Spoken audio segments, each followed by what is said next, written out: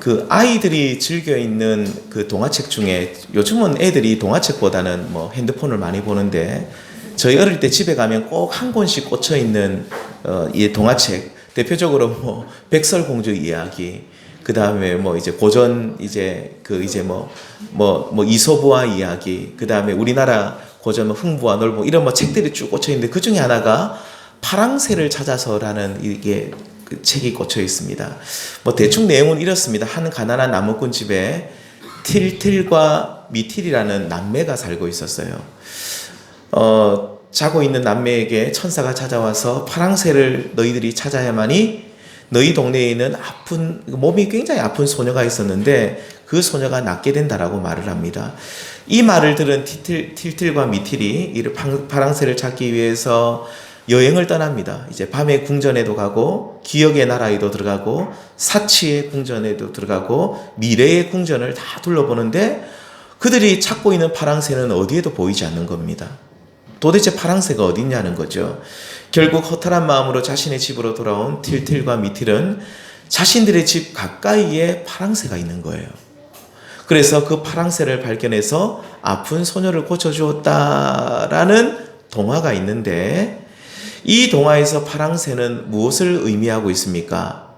국어 시간에 나오는 문제입니다. 이 파랑새가 뭐냐는 거죠. 인간이라면 누구나 찾고 있는 행복이다라고 말합니다. 그래서 이 행복이 여러분들이 멀리서 찾을 수 있는 것이 아니라 항상 우리 가까이에 있다라는 것이 이 동화의 이야기의 주제이기도 하고 우리에게 알려주는 바인데 아무튼 행복은 멀리 있는 것이 아니다. 이 자주 듣는 이야기죠. 그래서 행복이 멀리 있는 것 같은데 알고 보면 내 앞에 내 가까이에 있는 거죠. 자, 성도님들 꼭 파랑새라는 동화가 아니더라도 이 땅에 사는 모든 사람들은 무엇을 찾아다닙니까? 행복을 찾아다닙니다. 사람들의 제일 관심은 물어보면 건강, 돈, 자녀들, 쭉 공부하는 거, 앞으로 미래 일, 쭉 이야기를 하는데 그 모든 것을 한마디로 딱 축약을 하면 결국 뭐냐면 어떻게 하면 행복하게 살까라는 겁니다. 결국은요. 그 행복을 추구하고 또 그 행복을 찾으며 살아가고 있는 것이죠. 자, 그런데 오늘날 사람들은 어떻게 하면 행복해질까라는 고민을 하면서 나름대로 내가 무엇인가를 많이 가지면 행복할 것이다 라는 이런 생각을 결국 결론을 그렇게 내린다는 겁니다. 그래서 내가 무엇을 많이 가지면 행복할 것이다. 그래서 행복을 소유의 문제로 생각을 한다는 것이죠. 자, 물론 행복의 조건 중에 소유가 들어가지 않는다는 것은 아닙니다. 우리가 무엇을 가지고 있는 것이 우리에게 행복을 주기도 합니다. 그래서 삶의 안정을 가지고 삶의 안정도 내가 가지는 거죠. 물질도 내가 가지는 것이고 건강도 내가 가지는 것이고 명예도 가지고 있으면 어느 정도 행복할 수 있지만 그런데 인간이 찾는 근원적인 행복은 여기에 있지 않다라는 것이 성경의 가르침입니다. 그렇다면 모세의 축복으로 알려진 오늘 신명기 오늘 33장 말씀을 오늘 우리가 함께 33장 말씀을 우리가 함께 읽어 보셨는데 이 신명기서에 나온 행복, 이 행복은 어떻게 찾을 수 있다라고 우리에게 알려주고 있는가? 크게 세 가지를 말씀을 드리겠습니다. 자, 첫 번째 단계는 행복은요, 내가 찾는 것이 아니라 내가 어디에 있는지가 결정된다라고 우리에게 알려주고 있습니다. 그러니까 우리는 파랑새를 찾듯이 행복을 찾아다니잖아요. 그래서 성경에서는 뭐라고 말하냐면 너희들의 행복은 찾아다니는 것이 아니라 지금 너희가 어디에 있느냐, 어디에 있는지가 너희의 행복을 결정한다. 자, 앞에서 말씀드린 대로 인간은 광산에서 보석을 찾아다니듯이 세상에서 행복을 찾고 있죠. 그리고 이것을 매일 행복을 찾고 다닙니다. 자, 그런데 성경을 우리가 말씀을 보시면 성경에서는 우리가 행복은 찾는 것이 아니라 너희가 어디에 있는지, 어디에 머물러 있는지가 결정한다라고 말합니다. 그렇다면 인간은 어디에 있을 때 참된 행복을 맛볼 수가 있다라고 말하고 있습니까? 27절 말씀 같이 읽겠습니다. 시작. 영원하신 하나님이 내 처소가 되시니 그 영원하신 팔이 내 아래에 있도다. 그가 내 앞에서 대적을 쫓으시며 멸하시도다. 아멘. 자, 영원하신 하나님이 너의 처소가 되고 그의 영원하신 팔이 내 아래에 있다. 이 말은 성도가 하나님의 품 안에 안겨 있는 모습이다 라고 볼 수 있습니다. 우리 지금 정수경 집사님이 우리 손녀를 저리 안고 있잖아요. 저게 저 뒤에 보면 물먹이를 안고 있는데 저 모습이라는 거죠. 그러니까 성도가 하나님의 품에 안겨 있는 모습이 오늘 27절 말씀입니다. 부모가 어린 자녀를 꼭 껴안고 있는 모습을 생각하시면 되는데요. 영존하신 하나님의 품 안에 있는 성도가 안겨서 거기에 머물러 있는 그 품 안에 있으면 어떤 대적도 믿음의 성도들을 해치지 못한다라고 약속을 하고 있죠. 왜 그렇습니까? 강하신 하나님의 팔이 나를 안고 계시기 때문에 하나님께서 그 어떤 대적도 쫓아내시고 멸하신다라고 약속을 해주고 있습니다. 곧 하나님이 지키시기 때문에 그 품 안에서 평안히 살아갈 수 있는 것이죠. 역사상 가장 위대한 믿음의 사람으로 알려져 있고 이제 교부로 알려져 있는 성 어거스틴, 아구스티누스라고도 하는데 이 성 어거스틴은 주후 354년에 이교도인 아버지와 독실한 기독교 신자인 어머니 모니카 사이에서 태어났습니다. 자, 어려서부터 말씀을 잘 배우고 신앙생활을 열심히 한다고 했는데 그 마음에는 항상 하나님을 거부하고 기독교를 무시하는 마음이 가득했습니다. 너무 깝깝하다는 거예요. 내가 하나님을 믿는다는 이것이 너무너무 싫은 거예요. 그래서 10대 청소년 시절에 도둑질부터 시작해서 온갖 나쁜 짓을 다 하고 다녔고 19살에는 집안의 만류에도 불구하고 노예 여자, 그때 당시 노예 제도가 있을 때입니다. 노예 여자와 결혼을 해서 이제 사생아까지 그러니까 버린 거죠. 아이를 낳고 버려버리는데 이 사생아까지 낳게 되었습니다. 이렇게 방탕하게 살다가 32살에 우연히 성경을 어느 날 읽게 되는데 그 싫어하던 성경을 읽었는데 이 성경 구절을 준엄한 하나님 말씀으로 듣고 회개하게 되었죠. 그 말씀이 뭡니까? 로마서 13장 13절입니다. 낮에와 같이 단정히 행하고 방탕하거나 술 취하지 말며 음란하거나 호색하지 말며 다투거나 시기하지 말고 오직 주 예수 그리스도로 옷 입고 정력을 위하여 육신의 일을 도모하지 말라. 아멘. 그는 이 말씀을 듣고 회심합니다. 정말로 자기가 방탕하고 술 취하고 음란하고 호색하고 다투고 시기하고 살고 있는 자신의 모습을 하나님이 말씀해 주셨을 때에 내가 내 인생의 이 모든 절망과 허무는 바로 이런 죄악된 삶에서 찾아왔구나. 그래서 자신의 방탕한 삶을 회개하면서 3년 동안 1년도 아니라 3년 동안 참회록이라는 위대한 책을 집필하게 됩니다. 우리 성도님들 서점에 가셔가지고 성 어거스틴의 참회록은 한번 읽을만 합니다. 굉장히 두껍습니다. 양이 많지만 그래도 고전을 읽어보셔야 됩니다. 이 책을 보면 참 자기가 어떻게 살아왔는지 이야기부터 해가지고 하나님 앞에 자기가 얼마나 죄인인지 진짜 참회합니다.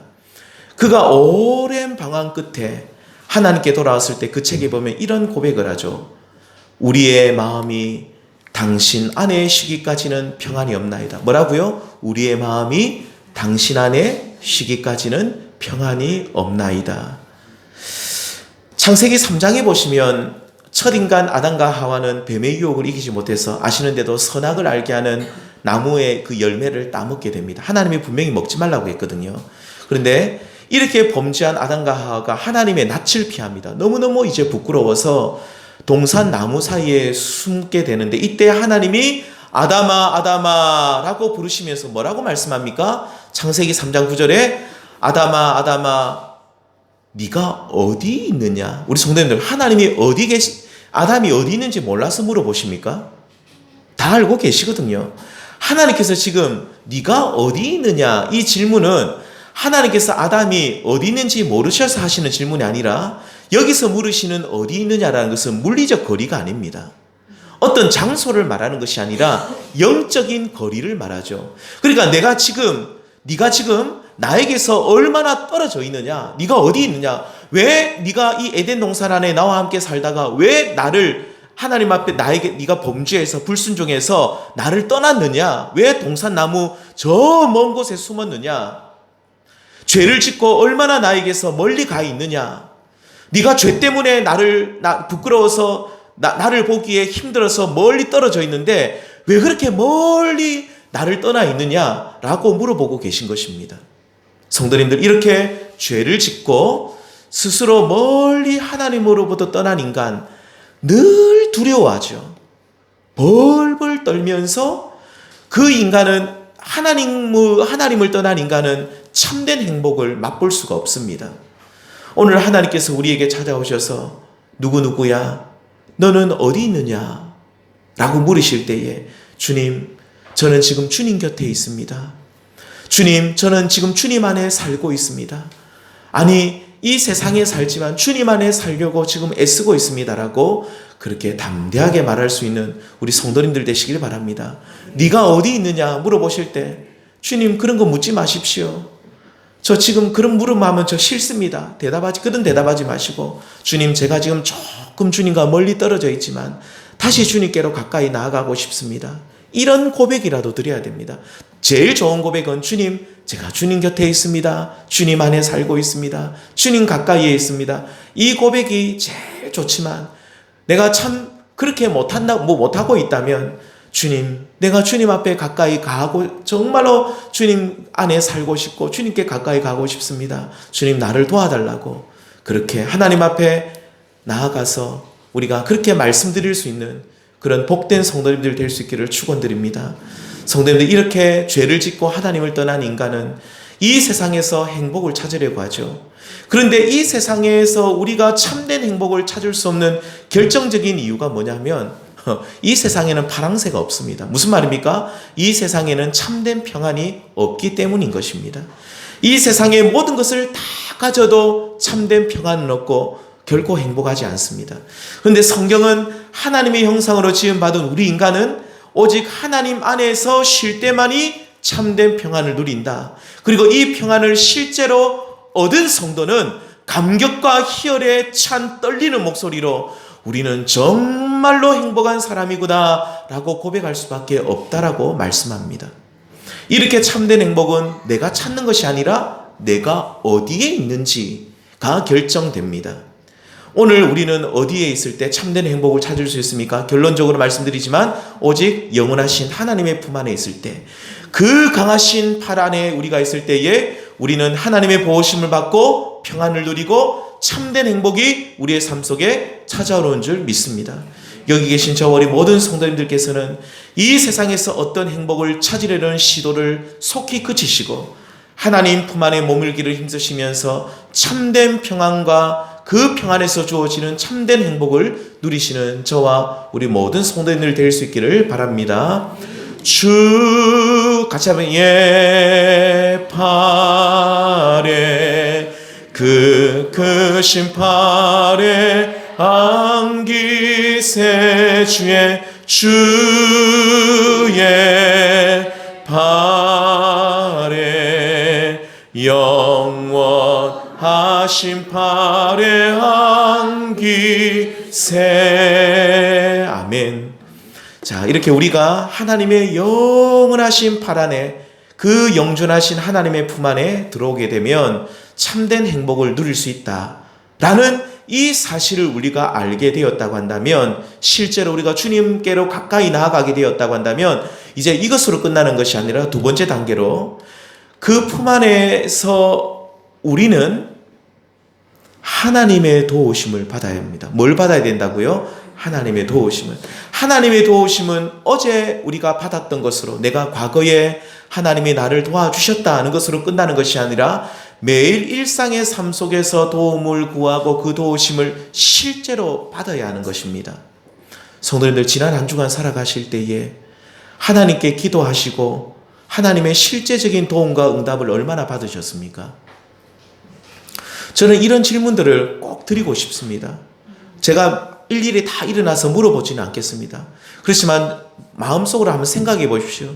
우리가 이 땅을 살아갈 때에 우리에게 찾아온 어려움들도 있을 것이고, 내가 기도할 제목들도 있을 것이고, 내 마음의 근심 걱정, 염려, 복잡한 일들, 그 모든 것들을 하나님 앞에 아뢰고 주님께 내가 고백하면서 우리는 실제로 그 도움을 받고 살아가야 되거든요.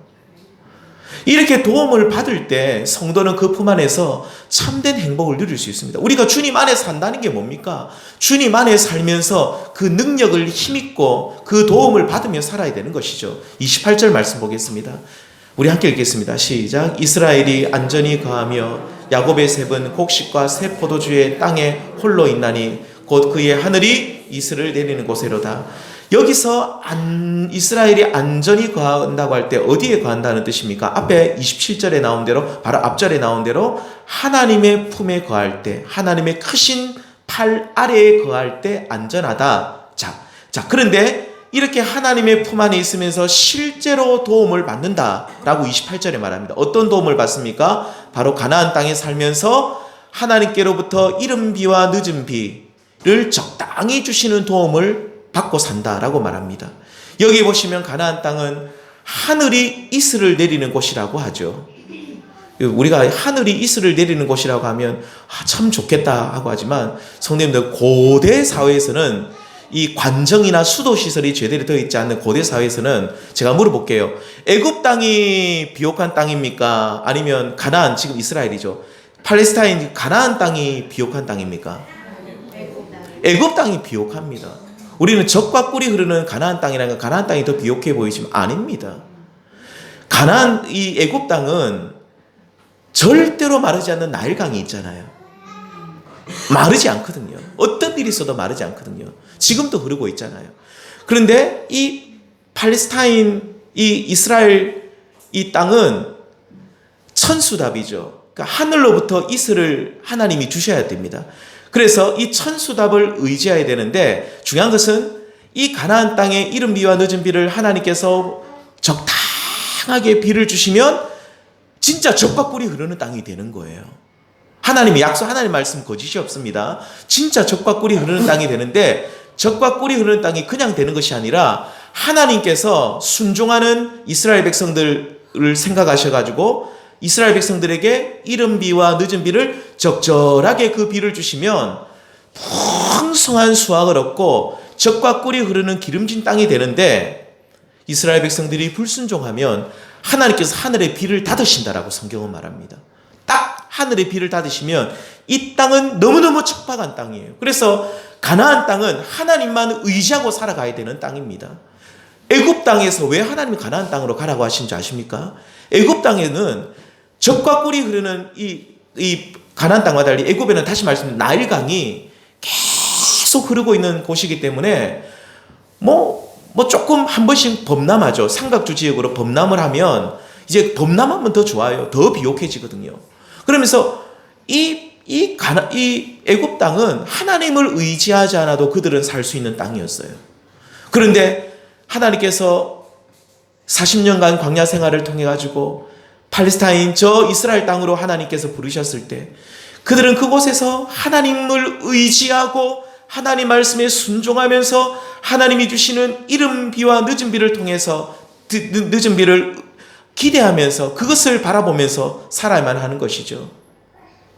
그러면서 하나님께서 적당하게 모든 것을 공급해 주실 때에 그들은 하나님의 도우심을 받고 그 가나안 땅에서 참된 행복을 경험하게 하신 겁니다. 모든 것이 다 갖춰져 있는 애굽 땅에서는 그들이 하나님의 도우심이 필요도 없고 받지도 못했지만, 이 가나안 땅은, 젖과 꿀이 흐르는 이 가나안 땅은 하나님이 늦은 비도 주시고 이른 비도 주시고 하면서 풍성한 수확을 얻게 하시면서 그 도움을 실제로 받고 누리면서 하나님이 우리를 이렇게 사랑하시고 우리를 도우시구나 하면서 그 감격 가운데 행복에 겨워하게 되었다는 것이죠. 성도님들, 하나님 품 안에 그리고 그분의 크신 능력의 팔 아래 살고 있는 성도가 누릴 수 있는 가장 큰 행복은 뭡니까? 하나님이 나를 도와주시고 계신다는 신앙의 체험이 있을 때 우리는 진정한 행복을 누릴 수 있습니다. 이스라엘 백성들은 애굽 땅에 있을 때 하나님의 도우심을 그들은 기대도 안 했지만 받을 필요도 없었지만 하나님의 도우심을 받고 살지 못했기 때문에 행복하지 못했어요. 하지만 그들은 이 가나안 땅에 들어와서 늦은 비와 이른 비를 주시는 하나님 의지하고, 하나님이 늦은 비와 이른 비를 실제로 주시고 우리를 도우시고 우리를 지키시고 우리와 함께 하시는 그 하나님의 선하신 도우심을, 그 능력의 팔을 그들은 실제로 누리면서 하나님이 이토록 우리를 지키시고 우리를 도우시구나 하면서 그들은 정말로 행복한 하나님의 사람들로 세워져 나가게 된 것이죠. 성도님들, 믿음은 우리의 머릿속에서만 이루어지는 것이 아닙니다. 하나님께서 내 삶 전부를 통치하시고 다스리시면서 이루어지는 전인격적인 하나님의 역사가 믿음인 것이죠. 그러므로 믿음으로 사는 성도는 자신의 삶을 통해 하나님이 살아계시고 실제로 나를 도우시는 그 능력을 경험할 수 있고 또 경험해야만 합니다. 실제로 나를 도우시는 그 능력을 우리가 누리지 못한다고 한다면, 우리가 하나님의 도우심을 받고 살지 못한다고 한다면 우리의 믿음이 뭐냐는 겁니다. 우리의 믿음이 정말로 참된 믿음이냐는 겁니다. 여기 계신 우리 모든 성도님들께서는 하나님께서 나를 도우시는 은혜의 역사, 이 은혜의 역사가 참으로 오랜만에 일어나는 일이 아니라 날마다 우리의 일상의 삶 속에 하나님께서 우리를 도우시는 그 도움의 손길을 날마다 받고 누리시면서 그 하나님의 도우심으로 인해 날마다 행복에 겨워 살아가시는 저와 우리 모든 성도님들 될 수 있기를 우리 주님의 이름으로 축원드립니다. 자, 마지막 세 번째입니다. 하나님의 품 안에 그 영원하신 팔 아래 살면서 하나님의 두 번째 도우심을 실제로 받고 사는 성도, 행복하다고 했죠. 자, 마지막으로 하나님의 사람은요, 믿음의 백성들은 하나님께서 우리를 향해서 너는 행복한 사람이다 라고 부르는 그 음성을 들어야만 합니다. 하나님 우리에게 말씀하시는 이 말씀, 너는 행복한 사람이다 라는 말씀을 들어야 한다는 거죠. 본문 29절 말씀 보시면 하나님께서는 이스라엘을 향해 어떻게 부르고 계십니까? 이스라엘이여, 뭐라고요? 너는 행복한 사람이로다. 아멘. 너는 행복한 사람이로다. 하나님은 이스라엘이여, 너는 행복한 사람이로다. 사실 가나안 땅에 들어간 이스라엘 백성들은 40년간 광야 생활을 마치고 그 가나안 땅에 들어갔을 때에 가나안 사람들과 자신들을 비교할 때 정말로 보잘것없는 모습이라고 생각했을 겁니다. 이 가나안 땅의 풍요를 오랫동안 누려왔던 가나안 이 토착민들과 이제 40년간 유랑하고 유랑민들이죠. 유목민이면서 유랑민들인 이 이스라엘 백성들의 생활 수준은 진짜 하늘과 땅처럼 차이가 났을 겁니다. 우리 성도님들 한번 생각해 보십시오.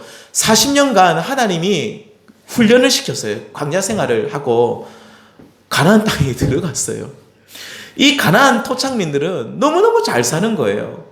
그 땅에서 농사법도 그들은 잘 알고 어떻게 농사를 짓고 어떻게 땅을 일구는지도 잘 알고 이들은 잘 살아요. 집도 잘 짓고 살아요. 그런데 이 이스라엘 백성들이 가나안 땅에 들어오니까 한마디로 거진 거예요. 너무너무 이들이 가진 것도 없고, 물론 이들이 하나님께서 주신 땅은 받았지만, 이 땅은 있지만 어떻게 농사를 짓는지도 모르고 어떻게 살아야 되는지도 모르고, 여기에 있는 가나안 땅 토착민들을 보니까 너무너무 잘 사는 거예요. 하지만 이스라엘은 그렇습니다. 하나님의 영원하신 팔을 거처로 삼았고, 두 번째는 그분의 도우심을 받고 살아가는 사람들이었죠. 뿐만 아니라 하나님께서는 이스라엘 향해서, 이 주눅 들어있는 이스라엘 향해서 뭐라고 하십니까? 이스라엘이여, 너는 뭐라고요? 행복한 사람이라 고 부르고 계신 것이었습니다. 백성들은 가나안 사람들이 뭐라고 하든 상관없이 하나님께서 자신들을 향해서 너는 행복한 사람이로다 라는 이 음성을 듣고 이것을 믿음으로 받아들여야만 했습니다. 백성들은 하나님께서 자신들을 향해 말씀하시는 이 위대한 선포, 너는 행복한 사람이구나 라는 이 선포를 들었을 때에 비로소 진정한 행복의 사람이 될 수 있었던 것이죠. 이 위대한 선포는 어떤 문서를 만들 때 최종적으로 도장을 찍는 것과 같은 역할을 합니다. 아무리 훌륭한 계약서를 만들어도 도장이 없으면, 최종 책임자의 상대방의 도장이 없으면 실행되지 않듯이, 우리가 하나님의 품 안에 살고 있고 많은 도우심을 받아도, 실제로 도움을 받고 살아도 하나님이 우리를 향해서 너는 행복한 사람이더라, 행복한 사람이구나 라는 이 위대한 선포를 우리가 듣지 못한다고 한다면 우리는 항상 뭔가 부족하고 아쉬운 가운데 우리는 살아갈 수밖에 없다는 것입니다. 성도님들, 옆에 분들 보시면서 우리 한번 하나님이 우리에게 말씀하듯이, 제가 예배 시간에 이거 잘 안 시키잖아요. 오늘 또 한번 옆에 분들에게 진짜 하나님이 우리 성도님들에게 말씀하듯이 당신은 행복한 사람입니다 라고 한번 말씀해 주시겠습니까? 하나님이 말씀하듯이. 목소리는 깔지는 마시고요. 네. 성도님들, 사실 우리는 이 세상 사람들과 외적인 조건만 보면 행복하지 않을 수도 있죠. 외적인 것만 보면 세상 사람들이 우리보다 더 낫습니다. 훨씬 더 우리보다 소위 말하면 세상에서 더 잘 나가고 더 멋있게 더 삐까뻔쩍하게 살아갑니다. 이 외적인 것만 보면 우리는 뭐 비교도 되지 않죠. 하지만 하나님의 품 안에 살고, 두 번째는 그분의 도우심을 받고 살아가는 우리들, 그리고 무엇보다도 하나님께서 우리를 향해서 너는 행복한 사람이로다 라는 이 위대한 선포를 우리가 듣고 살아가는 우리들은 진짜 우리가 행복한 사람인 줄 믿습니다. 오늘 이 세상은 우리를 향해 소유가 행복을 결정한다라고 속이고 있습니다. 그게 많이 가져라, 무조건 많이 가지고만 있으면 너희들이 행복하다라고 거짓 부렁을 하죠. 이러한 거짓말이 판을 치는 이 시대에 하나님께서 우리를 향해서 너는 행복한 사람이로다 라는 이 음성을 꼭 들을 수 있는 우리 성도님들 되시길 바랍니다. 오늘 이 말씀이 잘 안 들린다면 오늘 집에 가서 성경을 펴시고 이 신명기 33장 29절 말씀을 한 번 더 읽어보십시오. 29절 말씀 같이 한 번만 더 읽어보겠습니다. 29절입니다. 함께 읽겠습니다. 시작. 이스라엘이여 너는 행복한 사람이로다. 여호와의 구원을 너같이 얻은 백성이 누구냐? 그는 너를 돕는 방패시요 내 영광의 칼이시로다. 내 대적이 내게 복종하리니 내가 그들의 높은 곳을 밟으리로다. 아멘. 하나님께서 우리를 도우신다는 약속이죠. 하나님의 품 안에 사는 성도, 내가 반드시 너를 도와주겠다. 그리고 하나님이 너는 행복한 사람이로다. 이스라엘이여 너는 행복한 사람이로다. 이 이스라엘 말 대신 자기 이름을 넣으십시오. 성부가 너는 행복한 사람이로다. 누가 이 말씀을 합니까? 하나님이. 너는 행복한 사람이로다. 사랑하는 성도님들, 말씀을 맺겠습니다. 행복은 우리가 무엇을 많이 얼마나 가지느냐가 행복을 결정하는 것이 아니라 지금 내가 어디에 있는지가 결정한다고 했습니다. 우리가 지금 하나님 안에 살고 있고 하나님께 가까이 나아가 있다고 한다면 우리는 이미 행복한 사람입니다. 하나님은 우리를 도우시고 하나님은 실제로 우리의 삶 속에 찾아오셔서 내가 아파하고 힘들어하는 모든 문제 가운데 하나님이 선하신 능력의 오른손으로 붙드셔서 우리를 도와주십니다. 그리고 하나님은 우리를 향해서 너는 행복한 사람이로다 라고 우리에게 그렇게 말씀하십니다. 그러므로 우리는 이 땅에서 가장 행복한 사람입니다. 이 행복을 하나님 안에서 마음껏 누리시고 이 행복의 바이러스를 우리 성도님들이 이 세상에 나가셔서 많이 퍼뜨리시는 행복의 숙주들이 다 될 수 있기를 우리 주님의 이름으로 축원드립니다. 기도하시겠습니다. 하나님 감사합니다.